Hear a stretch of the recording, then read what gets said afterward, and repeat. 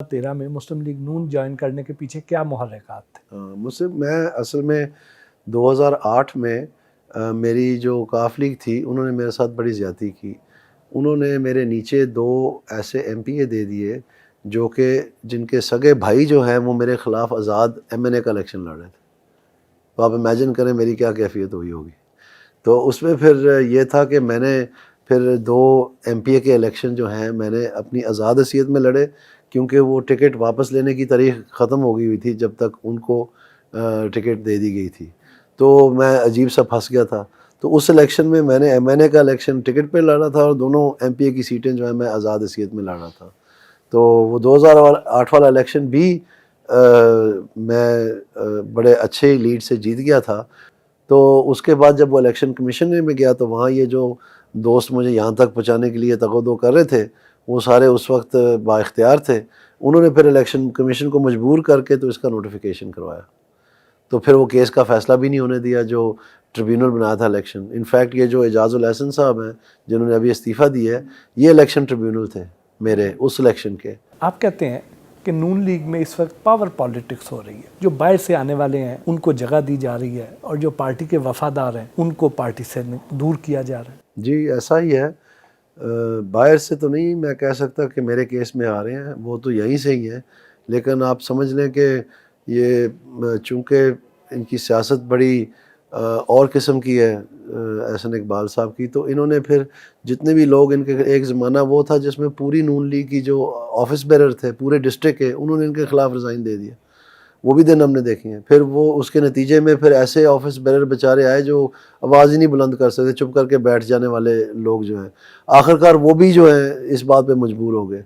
और जो सियासत है नेचुरली वो फिर इसी तरह से रिएक्ट करती थी। इन्होंने फिर एक नया खुलिया इस्तेमाल किया, वो जो अपना एक तरफ अपना कज़न बना लिया एमपीए और दूसरी जानब जो है अपना नेफ्यू बना लिया।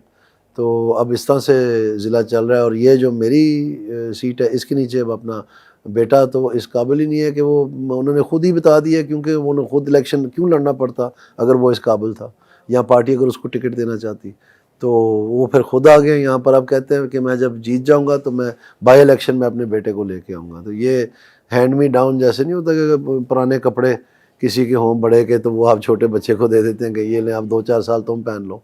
तो इस तरह से लोगों के मुस्तकबिल के साथ नहीं खेलना चाहिए। नून लीग का एक हल्का ये तासुर दे रहा है कि आप पहली पार्टी छोड़ने का ज़ेन बना चुके थे, ये तो जस्ट अब एक बहाना है। नहीं ऐसी कोई बात नहीं है। ना मैंने कभी पार्टी छोड़ी है, ना मैंने कभी कोई बहाना किया है। मैं तो आखिरी टाइम तक जो उनके पास रहा हूँ, और जो भी मैंने बातें की हैं वो पाकिस्तान मुस्लिम लीग नून के फ़ायदे के लिए की हैं, उनको नुकसान देने के लिए तो नहीं किया। तो मैंने उल्ट पार्टी का नुकसान महंगाई ने किया या दानियाल अजीज़ का इसको नुमाया इशू की वजह से करने की वजह से किया है? तो नुकसान तो हो चुका था पहले। मैं तो उसके हल की बात कर रहा था कि इसका बयानिया बना लें, और जिन लोगों ने नहीं बना सके उनकी मैंने निशानदेही की है कि उनके बयानिया ना बनाने की वजह से पार्टी को नुकसान हुआ है। तो आपको अगर पार्टी वापस बुलाए तो आप चल जाएंगे?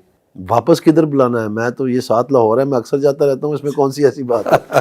लेकिन ये है कि मैं समझता हूँ कि पार्टी का नुकसान हुआ है, क्योंकि देखिए ना ये इतने वर्कर हैं पुराने सारे, और इतना मैंने इनके साथ मोहब्बत की है और इतने ताल्लुकात हमारे बन गए ओवर टाइम। और मुझे वो चूँकि मैं इतनी कुर्बानियाँ देता था, फ्रंट फुट पे हर चीज़ में लड़ता था। यहाँ पर शायद आपको मालूम है कि नहीं, मरीम नवाज़ का पहला जलसा जो है उनकी करियर का वो यहाँ पर ज़फ़रवार में हुआ था, मैंने करवाया था, जिस ज़माने में को मुँह नहीं देता था। और उस वक्त मियाँ साहब जेल में थे। एहसन इकबाल साहब ने अपने एक ट्वीट में कहा है, दानियाल अजीज़ साहब के मुकाबले में जिन लोगों को टिकट दिया गया है वो शरीफ लोग हैं। तो क्या पार्टी आपको शरीफ आदमी नहीं समझती? ये तो एहसन इकबाल साहब की ज़ुबान है ना जी।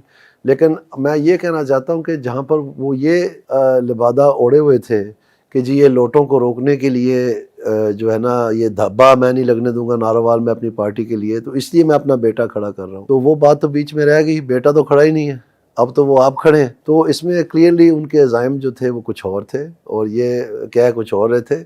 लेकिन मज़े की बात ये है कि जो वो बता रहे थे कि मैंने लोटों को रोकने के लिए किया है, اب چونکہ کوئی بھی یہاں پر سیاسی قوت جو ہے اس پی پی حلقے میں ان کے ساتھ چلنے کے لیے تیار نہیں تھی، اب انہوں نے پی پی 55 کی سیٹ جو ہے ایک پی ٹی آئی کے سٹنگ ممبر آزاد جموں کشمیر ممبر کو، اکمل سرگالہ اس کا نام ہے، ان کو دی ہے، کیونکہ ان کے یہاں پر کشمیری برادری جو ریاستی برادری ہے ان کے ووٹ ہیں گجر برادری کے، جو کشمیر سے گجر آئے ہیں۔ پاناما کیس میں جب نواز شریف صاحب کو ڈسکوالیفائی کیا گیا، آپ نے ان کا بھرپور دفاع کیا اور اس بات کو بعد میں عدلیہ میں بھی مانا گیا۔ آپ کی ان خدمات کو نواز شریف صاحب کس نظر سے دیکھتے ہیں؟ اس وقت تو جی بہت اچھا نظر سے دیکھتے تھے، بلکہ ان کے اپنے ہی آپ سٹیٹمنٹ سن لیں، مجھے تو کہنے کی ضرورت نہیں ہے، لیکن جیسے میں نے آپ کو بتایا کہ میرا تعلق ٹھیک تھا، اور یہ خواہ جو ہے میرے خلاف تہمتیں جو لگا رہے ہیں، آج بھی انہوں نے لگائی ہے کہ شاید یہ کوئی پی ٹی آئی کی طرف ان کا رجحان تھا۔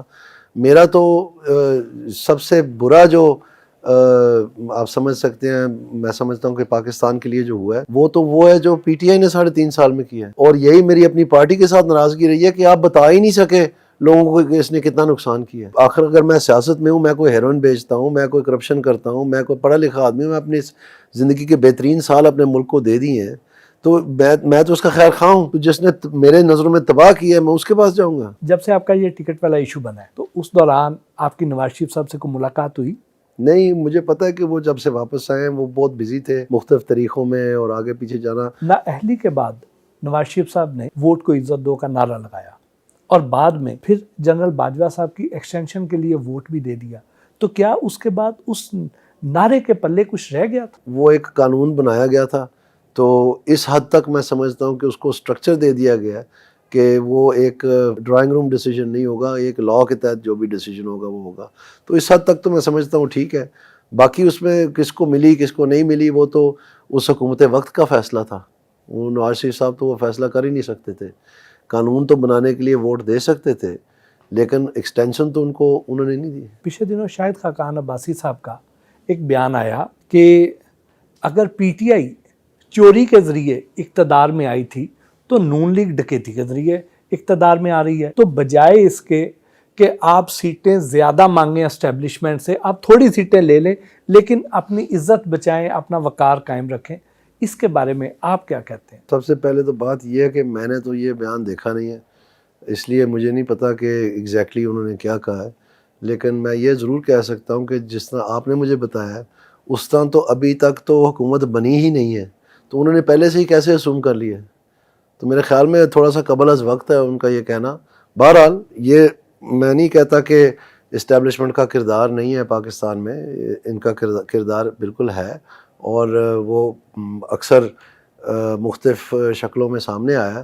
پارٹی میں آپ کو احسن اقبال صاحب کے علاوہ مریم اورنگزیب صاحبہ کے بارے میں بھی تو کچھ تحفظات ہیں، وہ کیا ہے؟ جی، جو میں نے بتایا کہ وہ عمران خان کا جو زیرو سے ہیرو بننا اور ہمیں ہیرو سے زیرو بنا دینا، اس ایک مہنگائی کے ایشو کے حوالے سے، جو کہ میں سمجھتا ہوں کہ سب سے اہم ایشو ہے، کیونکہ یہ سب سے زہریلا زہر ہے پوری دنیا میں، صرف پاکستان میں نہیں، پولیٹکس میں جہاں پر مہنگائی کا سوال آ جاتا ہے تو بہت بڑی بڑی پولیٹیکل پارٹیز جو ہیں تباہ ہوتی دیکھی ہیں ہم نے تاریخ میں۔